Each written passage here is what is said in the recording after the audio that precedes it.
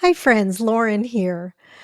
This week's guest is Judy Maggio. She is a staple of the Austin news scene, and she has interviewed everyone from Lady Bird Johnson to Willie Nelson to Matthew McConaughey, and she is spilling the tea. She also urges us to get out of our comfort zone to keep ourselves young and vibrant. She's an incredible guest. Feel free to drop me a line at Lauren at agelikeabadassmother.com if you have any questions or comments or ideas. And don't forget that you can watch us on Spotify and YouTube now. And I want to thank you from the bottom of my heart for making Age Like a Badass Mother one of the top 10% of all podcasts. I'm absolutely blown away. And I appreciate every one of your ears. So please keep spreading the word to your friends. And thank you very much for listening. Hi, friends. I'm Lauren Bernick, and I'm flipping the script about growing older. My guests have been influencers since before that was even a thing. Welcome to the Anti-Aging Podcast. Welcome to Age Like a Badass Mother. Judy Maggio is an Emmy Award-winning journalist who has established her brand based on trust, accuracy, and public service. Her work in Austin spans 40 years, and she's earned the admiration and respect of her colleagues and the community. She served as editorial director at Austin PBS, KLRU TV, from 2016 to 2020, where she directed, hosted, and produced Decibel, a documentary-style news program.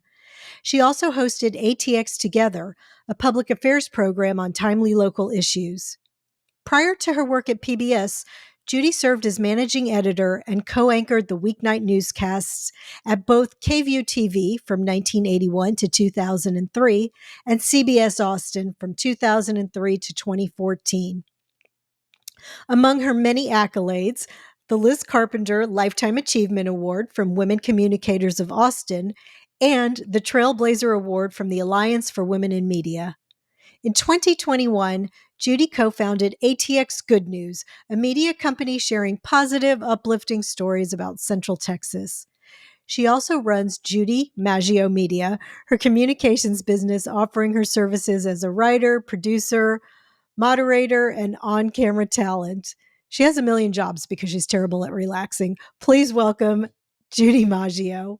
Wow, Welcome. thank you. That's quite an intro. I didn't know I'd done all those things. I know everybody says that when you hear it all laid out. One guest said, "Man, everybody should get an intro for, ta-da!" I know. When you enter a room, right? Here I am. Here's my CV. Ta-da! And you have your Emmy behind you. I love that. That's so cool. I only have one, and there's a lot of my friends who've been in TV. I only have one. Well, I don't have any. They give them out more often these days. So I do have friends who have shelves of them. But when I was in TV, we didn't get we didn't get Emmys. So I just have the one. Just the one Emmy. Just the one. God. So I have to display it poor prominently.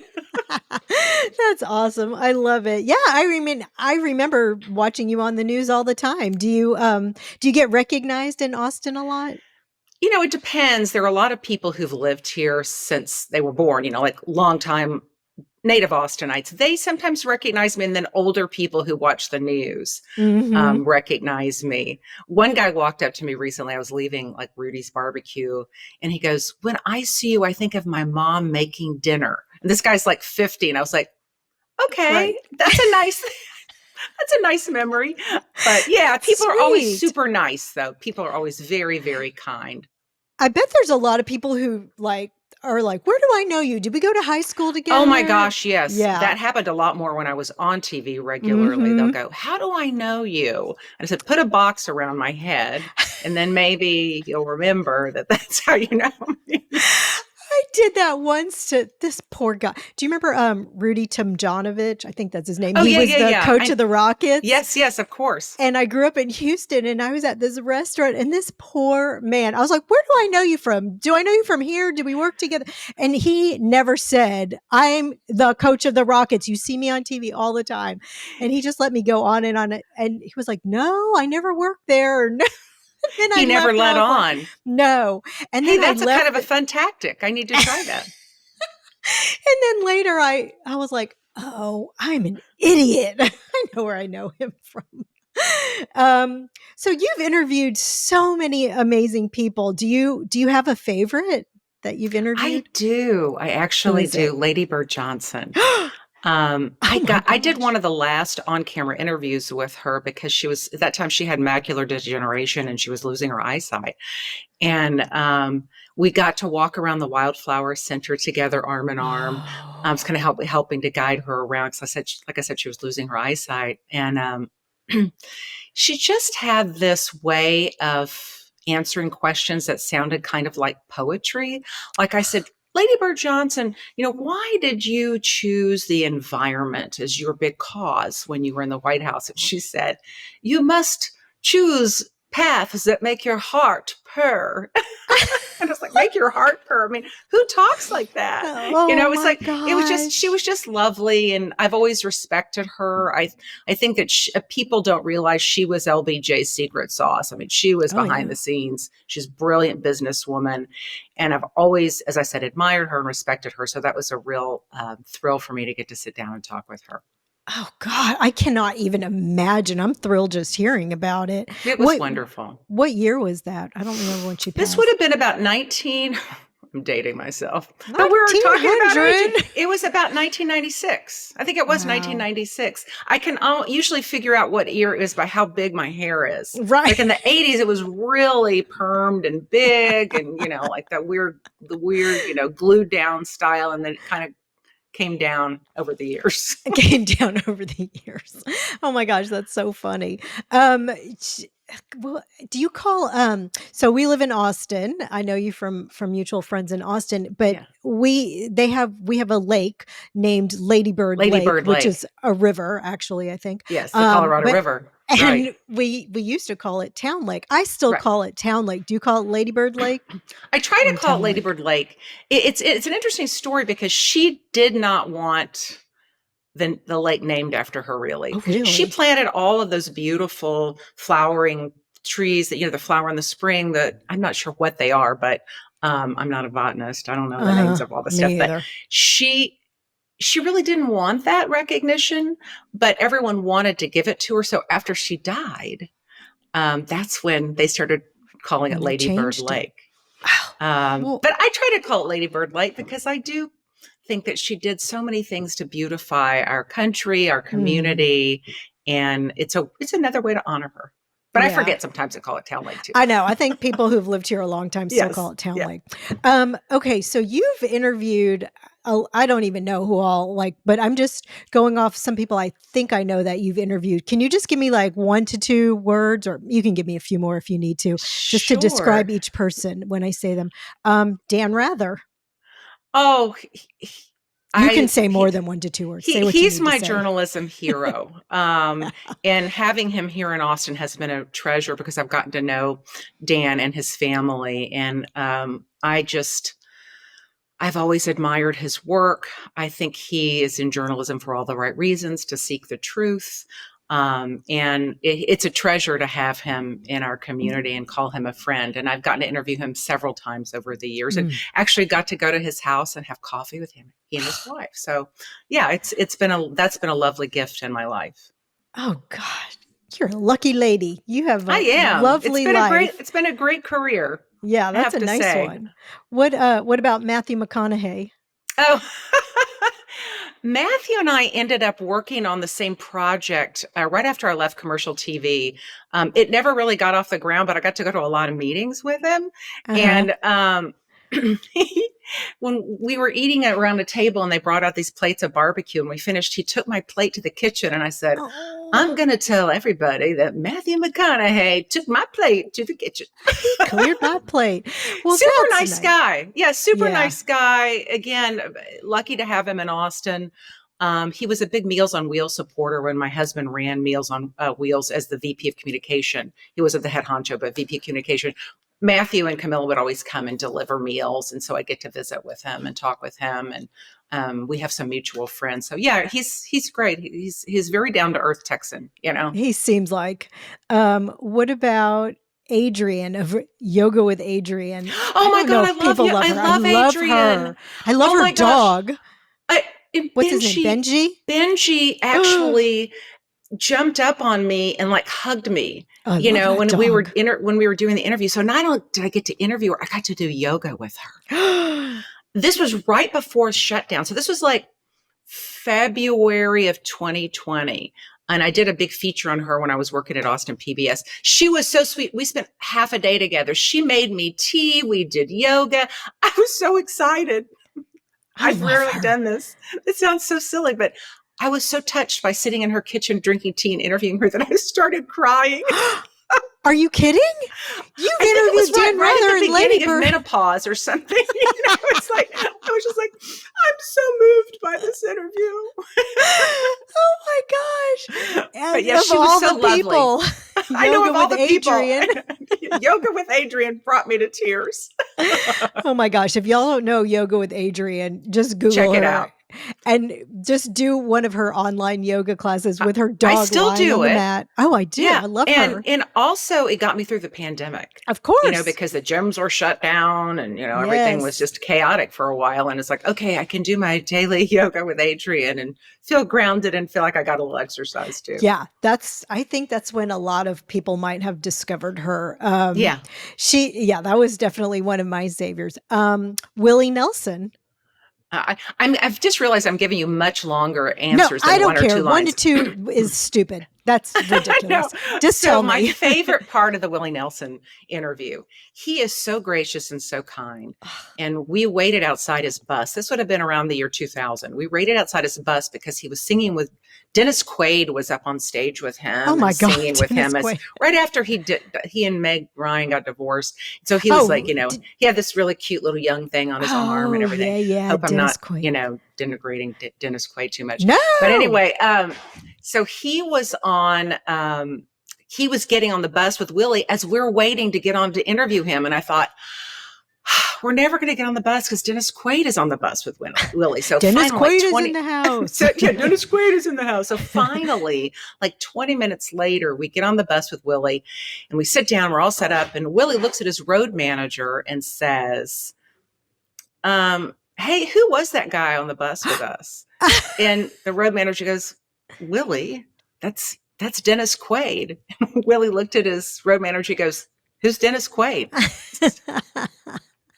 So Willie had hosted this guy on his bus for like close to half an hour. Didn't know he was a famous actor. And just like, who was that guy? I had a great time with him. You know? Oh my God, that's hilarious. You know, that's so funny. Again, growing up in Houston, I went to the University of Houston and I was a communications major. Oh, that's wonderful. Yeah. I grew up in Houston too. Did you go to University of Houston? No, I went to... You went to UT? Yeah. Oh, that's right. I should have known that. I wish I went to UT. But anyway, I went to U of H. At first, I was a drama major for some reason. Oh, that's wonderful. That's cool. Was it? Thank you. And so one of my acting teachers was Dennis Quaid's acting teacher. So one day Dennis Quaid came in with his new girlfriend, Meg Ryan, and gave us a little, that was kind of thrilling for us. Yeah. And we were like, who is that girl? We really didn't even know who she was yet. Yeah. Yeah. Their son stars in a series now. I can't remember the name of it. It's kind of a spoof on superheroes. It's really good, but I can't remember the name of it. Yeah. He's a good his name is Jack Quaid. He's a really good actor. Yeah. Jack Quaid.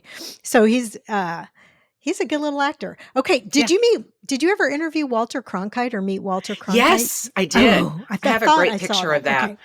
So what was he like? What was that like? Well, he was very old when I interviewed him and did not hear well. Oh, and dear. It was for an event where he was being honored. And because I worked for the CBS affiliate at the time, they kind of chose me to sit down and do the actual interview with him. But it was Mr. Cronkite! I was like yelling because he couldn't hear me. But, you know, he was very gracious. I mean, he was like the god of broadcast journalism. I mean, this is the guy that announced to the world that, President Kennedy had been killed and, who's so into the space program. And I know his daughter lives here. Kate lives here as well. Oh. And, I think we talked a little bit about Kate, but yeah, he was wonderful. He wasn't, sometimes when you meet really Right. famous people, especially later in life, you think, oh, no, they're not going to be very friendly. But he was very kind and considerate and answered all the questions, the ones he could hear. Oh my And gosh. it was a huge honor for me to get to be the one to sit down and talk to him. Yes. Oh my God. I can't even imagine. He's just a legend. He is. He He's is probably the most famous broadcast journalist ever. I mean, he ever. was there at the beginning of the field, when Yeah. broadcast Oh my journalism became a thing. So, yeah, Wow. that was really um, a big coup to get to Yeah. talk with him. That is. That's unbelievable. So I generally reserve this question for the end, but I'm going to ask you closer to the beginning because one thing that you and I share is a love of going to see live music. And that's Yes. kind of a thing here in Austin. And so Yes. I usually ask at the end of the interview, what was your favorite concert you've ever seen? But can you answer that now? I have to think about this. I recently got to go see Cyndi Lauper, and that was really fun. Was it good? I saw her a long Yeah. time ago. Yeah, Not a yeah. long time She ago, still but has it. It was really 2000. good. Yeah.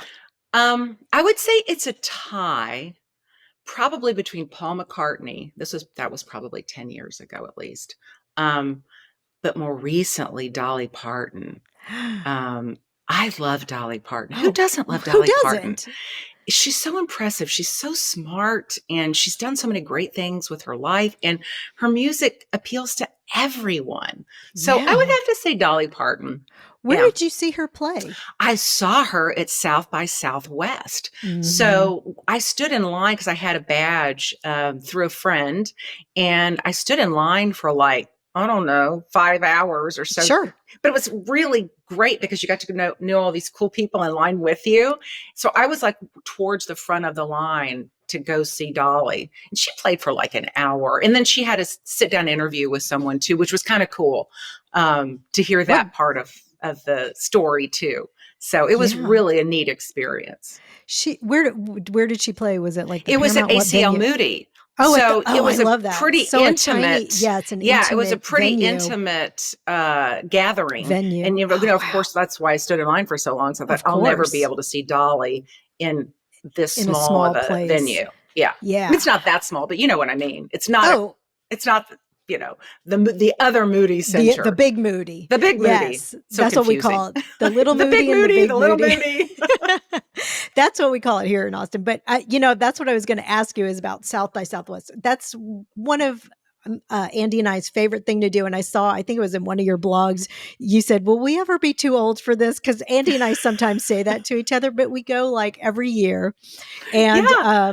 yeah, that's our favorite thing. It's We'll stand in line. Sometimes you don't know who you're going to see. I Sometimes you know. I think do. the standing in line part's kind of the best because you Mm-hmm. meet people from all over the world. We Yep. actually got to know this Scottish music promoter years ago, like 15, 20 years ago.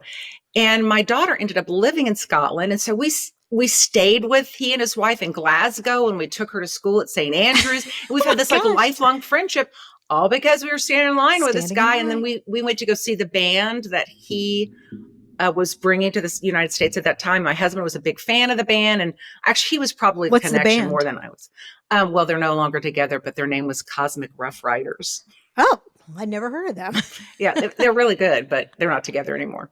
But Oh it my was really, it's just gosh. like, That's that's so why I cool though. love that about South by South. It's like the whole Hmm. world, some people don't like it, but I Yes. love the fact that everybody in the music business and the film business kind of descends on Austin, and you just can go from, it's hard to choose which thing you're going to go to next. Yes. And it's delightful. I love it I too. like that mass chaos. I know a lot of I people do don't, but too. I like it. Oh, we got to go. Well, we're actually going to be out of town for it this year, which it's a little Oh, earlier this year. it is. It's I haven't usually, even looked. yeah, it's just like a week. Well, maybe it's been a week earlier, but we didn't go last year because we've been going to Australia to see our daughter, which we Yes. got to figure out how not to mess that up again because I can't miss South by. It's my favorite thing. Yeah, it's Um, great.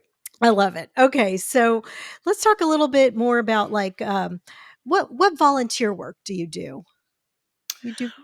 Well, my favorite thing that I do with my volunteer work, I do a little bit of stuff with Dress for Success. Austin, and I love their mission because they help women get back on their feet and get jobs. It's not just about getting them a wardrobe for work. Right. But through my work with ATX Good News, I covered the story on this choir called Love Notes Chorus, and it was meant for people with early onset dementia, memory loss, their caregivers, and then they bring in a third of the other people are the singers that kind of lift up the voices of the choir. So I was sitting there doing the story, interviewing people, and the director of the choir she goes, "Do you sing?" And I said, "Yeah, I do. I've always loved singing in choirs." I said, "I'm not a great soloist, but I like singing in groups." And she goes, "Would you like to sing while you're here?" And I went, "Sure, I'd love to sing while I'm here doing this story." And then I got hooked.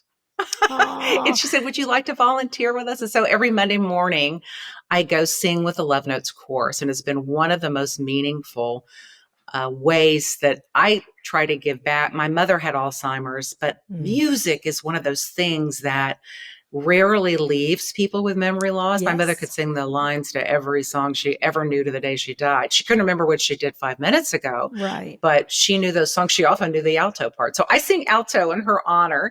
In this Love Notes course, we just had our biannual concert, and it's a beautiful experience because the caregivers and the person they're caring for get up usually before each song. Somebody introduces it and they said, "This is my wife so-and-so. She's struggling with memory loss, but we still have this wonderful time once a week at this place called Love Notes Chorus." So it's really great. It's That's really great. Beautiful. It gives me a lot more than I get. Yes, I get something out of it, but it gives me so much more. Yeah. Mm-hmm. I did some volunteer work. It was to give people with memory loss their caregiver the respite, like a little respite, so they could drop people off. That's a real gift. Yeah, and one of the things we did was singing because, like you just said. So, what are some of the songs you say? Are those like old songs? I guess, like from what years? They range. Elvis? Like this time we did "This Land Is Your Land," "Country Roads." We did. Let's see what else. Some old like a Garth Brooks song called "The River," which I wasn't familiar with, but I just love it. So this particular concert was called "This and That," and we had some gospel music, some 70s music, but usually there's a theme. Some like one year we just did Broadway show tunes. That was fun. So yeah, it's really a wonderful experience. The hard part is that it's not unusual to lose choir members because their dementia gets worse or they pass away. So there's this bittersweetness to it each time. That's beautiful, though. So you brought up ATX Good News. Tell us a little bit about that, because I think that's a cool project. This is a passion project. Thanks for asking about it. I started it with a dear friend of mine named Leslie Rohde, who used to anchor at the NBC affiliate, and I was at CBS. And we both left commercial TV about the same time and became very close friends. And a couple of years ago, we said, we really miss storytelling. We miss telling the stories of the inspirational stories that people rarely get to hear on the news. And so we started this project called ATX Good News, and we now have a website, Facebook page, Instagram, and people now just funnel stories, happy stories to us. I was setting up today a story with LASA, the high school of LASA. High school. It's like a performing arts school. Yes. It's a for people who are very highly academically accomplished. Their archivist in the library is using the students to work with graduates from like the 60s and 70s and 80s to scrapbook the history of Johnston High School, where LASA is now located. Oh, wow. So yeah. It's the Liberal Arts and Science Academy. Liberal Arts. LASA. Oh, okay. Yeah. That's right. So it's really neat because you have these outstanding high schoolers working with these, 70 and 80-year-olds trying to get this history of the school into these scrapbooks. So that's one of the stories we're going to work on. And just a lot of times it's just ordinary people doing extraordinary things. The 100-year-old volunteer that builds shelves for the settlement home garage sale, just interesting everyday stories. So it's not anything that we get paid for. We just do it as a passion project. That's so nice. We need good stories, like you We said. do. It's just so divisive right now. It's very divisive. It's depressing for some people, and this is a way. We always say no politics. this is a site to just share happy, inspirational things, no matter what your viewpoint is. And it's really worked that way. And we love the fact that people know about it now and they follow us and they send us story ideas. Sometimes we have more story ideas than we know what to do with, because as I said, we're just kind of doing this on the side with other projects that we're both doing in our own businesses. So anyway, it's fun. Very cool. And so speaking of, you just did a documentary, Haskell House, a story of Clarksville. Oh, can you tell me a little bit about that? And you did that in conjunction with the city of Austin and Woody Harrelson Films. Is that right? Woody Harrelson. Yes. Harrelson. Not Woody Harrelson. It's not the famous Woody Harrelson. I thought it was going to be that Woody. I wish, but no offense to Woody Harrelson, who is a dear friend of mine and a very talented Woody Harrelson. Woody brought me on board. He's a former K-View photographer who runs his own film business now, and he brought me on board because he needed a writer and director, really a reporter to do the story. And it basically follows the history of the Clarksville neighborhood in Central Austin, which started as a freedmen colony. Oh. And the PC way to say that now is freedom colony. The places that formerly enslaved people, once they were free, lived and gathered and had their own dignity and their own homesteads, and started a way of life. So that neighborhood contains this house called the Haskell House, and it was built by formerly enslaved people. A Buffalo soldier lived there with his bride, and then it was passed down to generations of Haskells who were also incorporated into the neighborhood. And then there's this church that's still there, where a lot of the descendants of these original founders of Clarksville still attend church, where their great grandmothers. So it's this history really of that neighborhood and the gentrification and the way a lot of the longtime residents were forced out in the 70s and 80s, because once the highway was going through there, people, look at this great little neighborhood close to downtown. I'm going to buy a house there. And the developers started buying houses. So it's kind of that history. And we're hoping to do some more screenings. We had our first screening over at the Carver Library, hoping to do some screenings in Clarksville, and maybe one of the TV stations in town, if I play my cards right, will run portions of it. That's my hope. I might know some people. I might know some people. So yeah, it was a really fascinating history, and a history that's rarely told. Communities of color in Austin did so much to make this city what it is, and their history isn't often shared as it should be. So I was really proud to work with the City of Austin Preservation area to do this story. That is there anything being done about making some housing available over there to descendants? Yes, actually there is, and that's kind of part of the documentary. The Clarksville Community Development Corporation does set aside a certain number of houses for people who are low income. So there are a few descendants, one in particular and her husband, who live there. And I think that one of the goals now is to get more of the original families, perhaps give them some more opportunities to live in the neighborhood, because this place has a special place in their hearts, because they grew up, supporting one another, loving one another in the 50s, 60s, and 70s. And then all of a sudden, later on, they were forced to move out. So the older folks there just have some wonderful stories about community and how they all work together. And, if you got in trouble, then the person up on the hill would know and tell your mom. And, it's like, it was a real community. And it's kind of sad that went away. But, Austin's changed, and it's a much different place than it was then. Much different, and that's a very expensive neighborhood to live in right now. It really is. It really is. Oh, I love. I think that's so nice that you're picking these projects that are. I feel really fortunate to be at the stage of life where I can pick projects. I just finished a project for K-View, where I got my start back in 1981. They asked me to come on board for November and do an in-depth series on where we are with education issues in Texas, vouchers, teacher shortages, all of those things. So it was really rewarding to take a deep dive and spend about a month and a half researching and reporting these stories and putting it all together. We did a half-hour special called Our Schools in Crisis. And I'm hopefully going to do something for them again in the spring. Ooh. We haven't picked a topic yet, so I'm open Yeah, to that's ideas. interesting. I can't wait to hear about that. What did you have like a little takeaway from that? Or is it too Yeah, big to I had several discuss? takeaways. The biggest one is it's really hard to be a teacher. It's like the most important job, but yet it's harder than ever to be a teacher, especially since the pandemic. The kids are still a little distracted, um, anxious. There's a lot of anxiety among teens. And just the requirements now on the load on teachers seems to Uh-huh. be heavier than it's ever been. It's just a hard time. That was one of my big takeaways was just Yeah. the difficulty, and that's why they're losing so many people in the field. Yeah. And then the That's a whole voucher shame. issue is, I tried to be very balanced on explaining what it would do, how it could happen, who would benefit, the negative ramifications if it does pass. So that was I feel like I know everything that was ever known about vouchers, school vouchers. I bet. Yeah. That would be one where you'd really have to do your I'm now a research to voucher present rain it. man, officially a voucher rain man.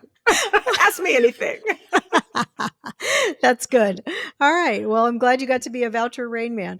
Well, okay, let's get to the meat of it. How old are you, Judy Maggio? I am 64, and I told someone last night at a get together, I am so excited about turning 65 next year and getting on Medicare.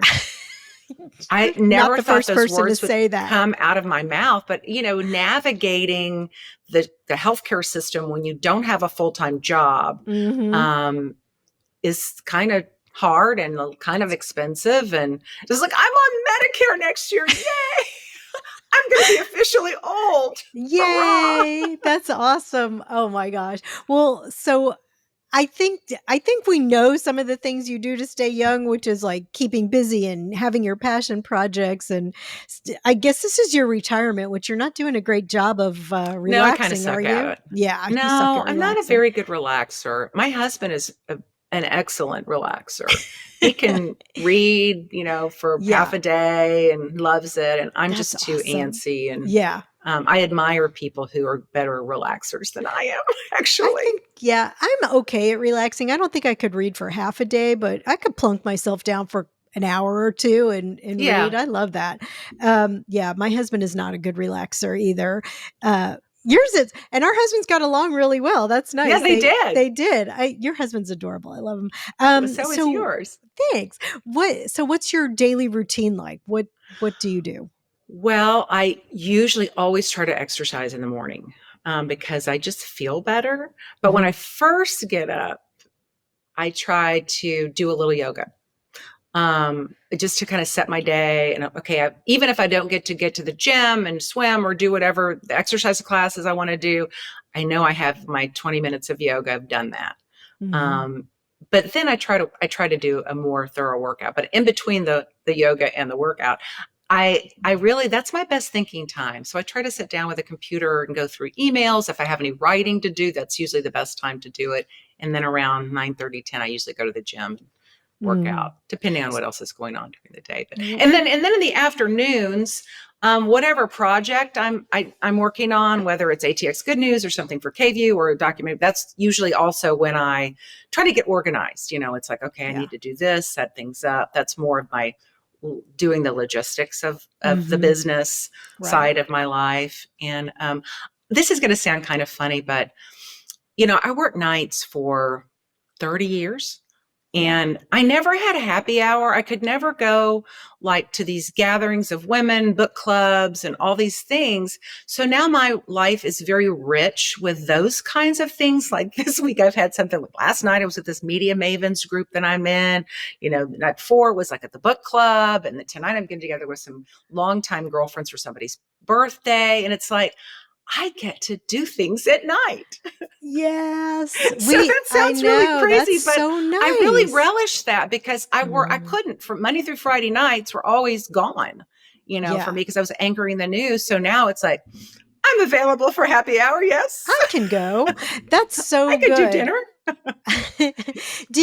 But you were on the evening news, right? Right. I Yeah, was on the evening news. So evening my news. schedule was like, I'd get into work between 1:30 and 2, maybe get a dinner break, maybe not. And then, I'd work till 11.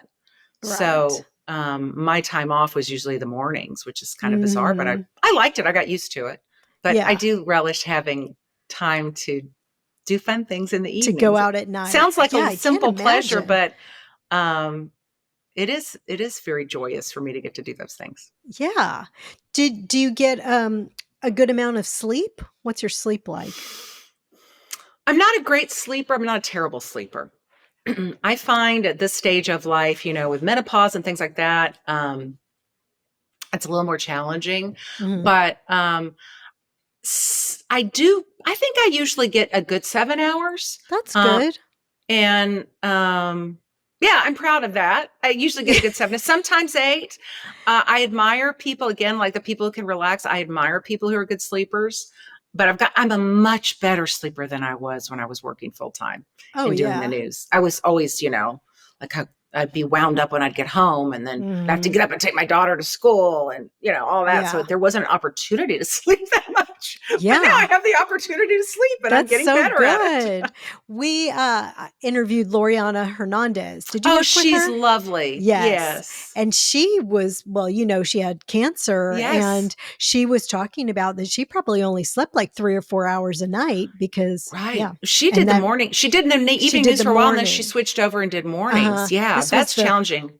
because she was up at the crack of dawn, and she had a Yes. kid, and she never got to sleep. She talked about how she really felt like that contributed to her cancer Yes. diagnosis. I mean, you have to let your body repair itself.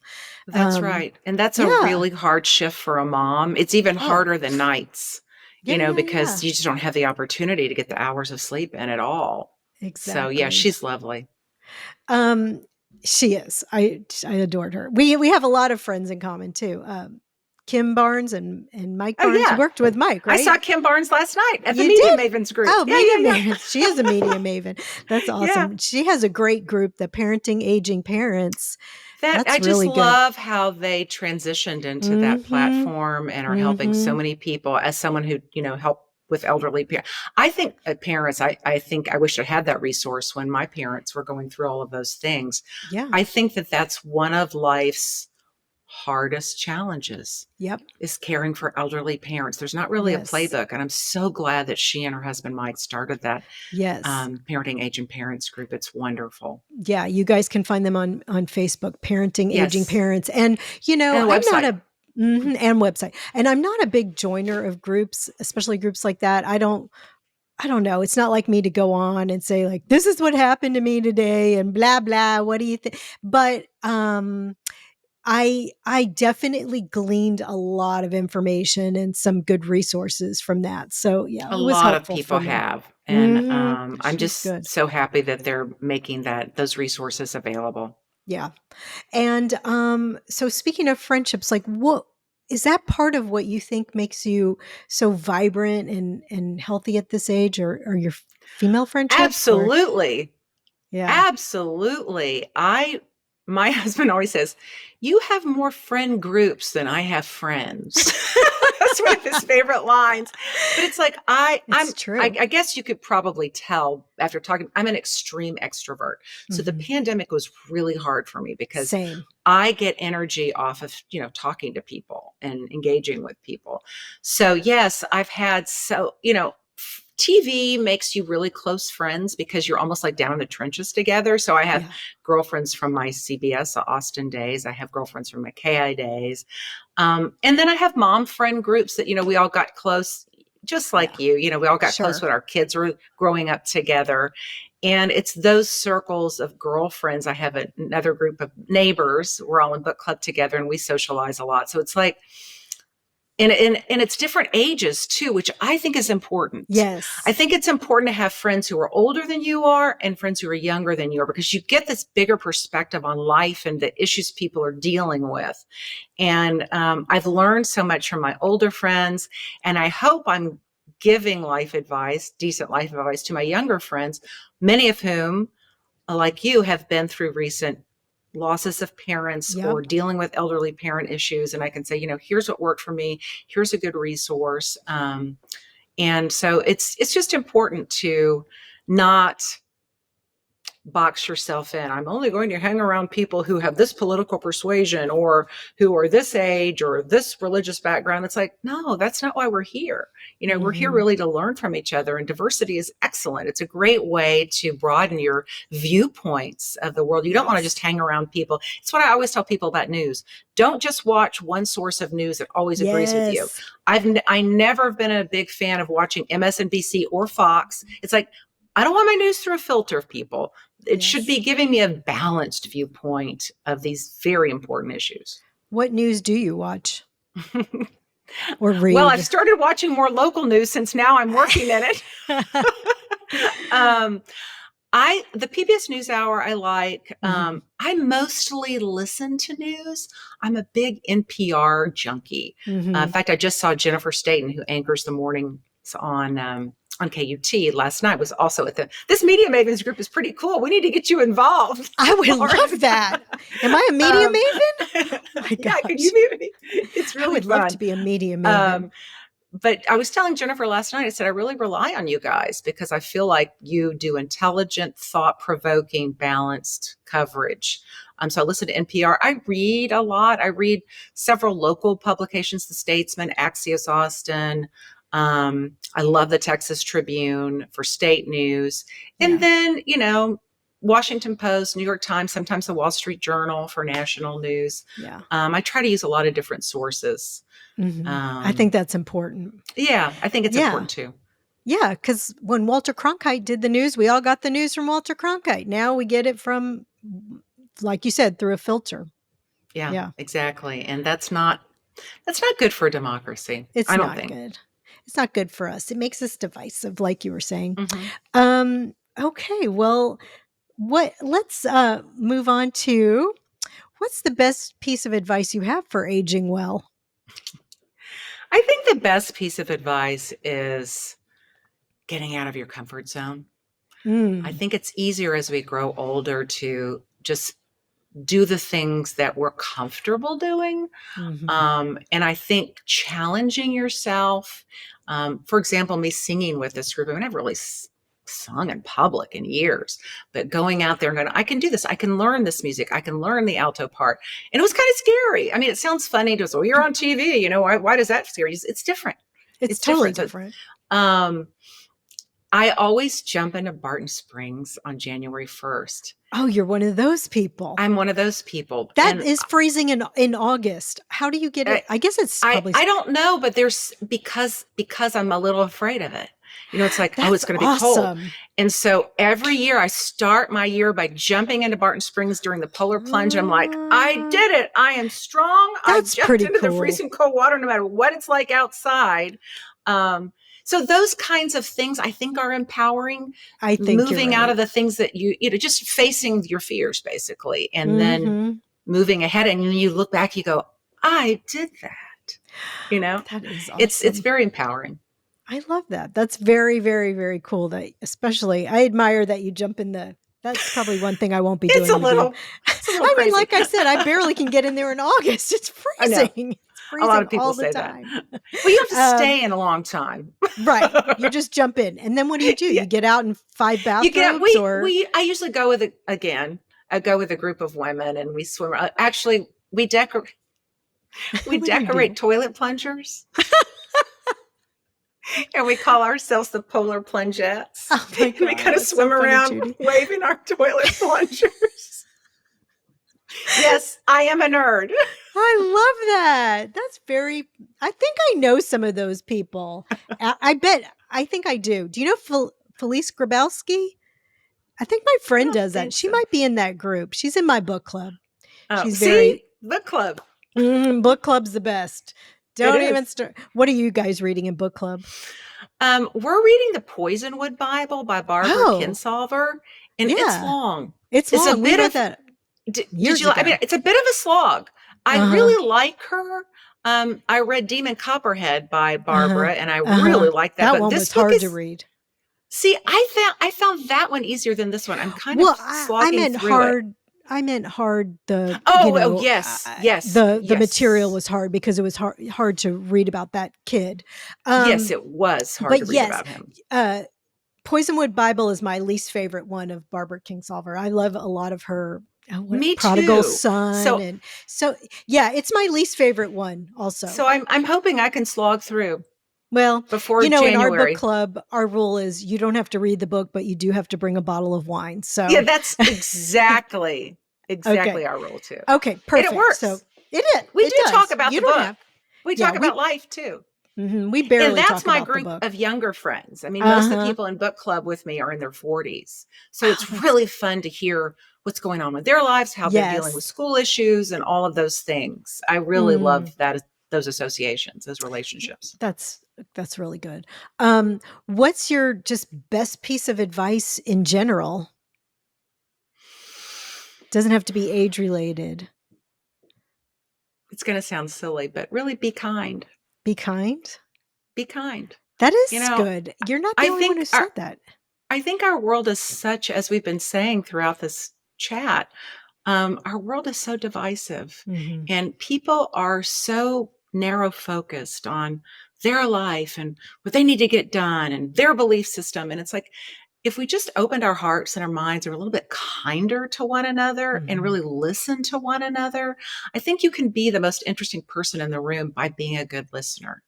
Um, so yeah, just be kind and be a good listener. And I think that's the secret to why I was successful in my career. Hmm. I think I was a good listener, and I think I always respected people and were kind to them no matter what their belief system. And it worked for me in being a reporter and anchor. Well, yeah, you have to be a good listener. Yeah. Otherwise, I mean, that's the job, isn't it? Yes, very That's much pretty so. much the law. And, it's interesting that you say that because all the people that you mentioned in the beginning who are really, really famous people, you said all of them were kind. Hmm. Um, and so it kind of brings it back full circle, just it doesn't matter who you are, to just be kind to somebody else. I mean, And why oftentimes, wouldn't you? those really famous people at their core are really nice. It's usually their handlers who aren't, Uh, the ones who are being protective and no, you right. can't ask that, you can't do this. But really, when you sit down with them, they're just like us, Yeah. they're just Yeah. human beings doing something interesting. Oh, that's, I love it. Do you have a favorite health or beauty product?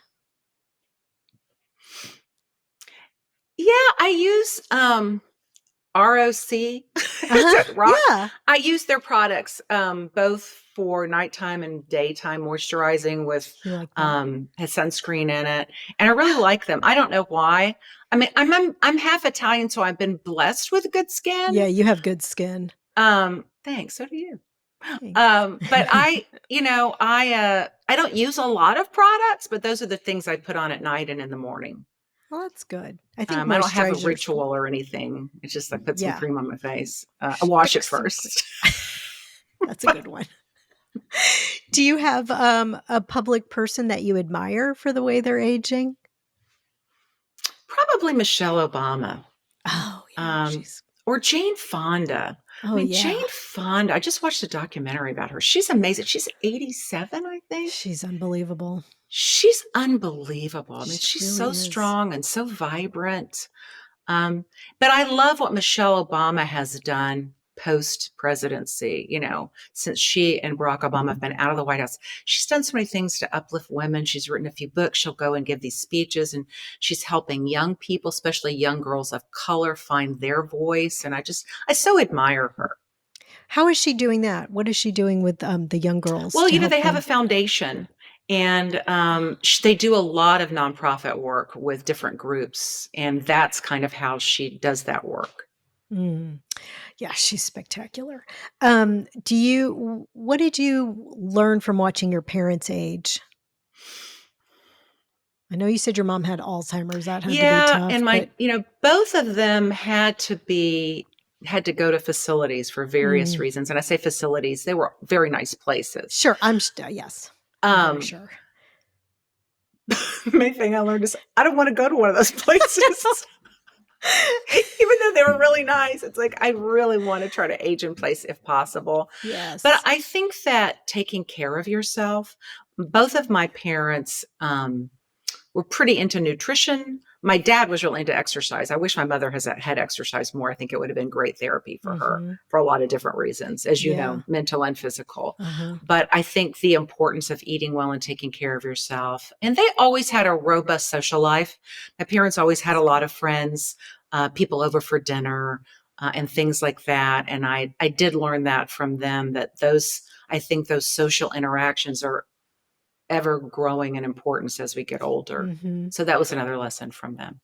And they were also very passionate about different causes that they were involved in. Good. What were they involved even later in life? And I appreciated that. What did they? Oh, both of them were very into the civil rights movement when I was younger. A lot of them were church related. My dad was very involved in the United Nations Association, which, is such a global, important nonprofit. And those kinds of things. My mom was very involved in a mission in Mississippi that served very, very low income people. And she would go volunteer there at the Back Bay Mission in Mississippi.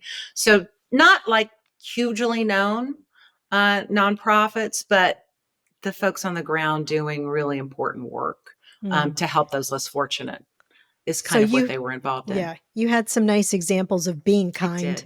Yeah. Yes, I did have examples of being kind. Exactly. My mother was probably the kindest person I've ever known. If I could be half as kind and loving and understanding as she was, then I'd consider that a victory. I bet you are. I bet you she would say you are. Oh, that's thanks. so lovely. Well, Judy, I don't even know. You really are aging like a badass mother. Thank you, Lauren. I hope so. I'm trying. Sometimes it's challenging when things hurt. Or you do too hard of a workout and you go, oh. But I sure get up every day, and no matter whether something's hurting, and go for it, Oh, you're a good example. And thank you for helping us to see what people do to stay young and vibrant. And, we call this the anti-aging podcast because, anti-aging is ridiculous. You were aging. There's no way to avoid it. Anti-aging. Anti-aging because we're aging. Perfect. It's just like, how do we do it well? Yeah. And you're giving us a good example. So thank you, Judy. Well, thank you. Thanks for having me. I appreciate it. You take care. You too. Bye-bye. Bye. Thanks for listening, friend. From my heart to yours, be well until we meet again.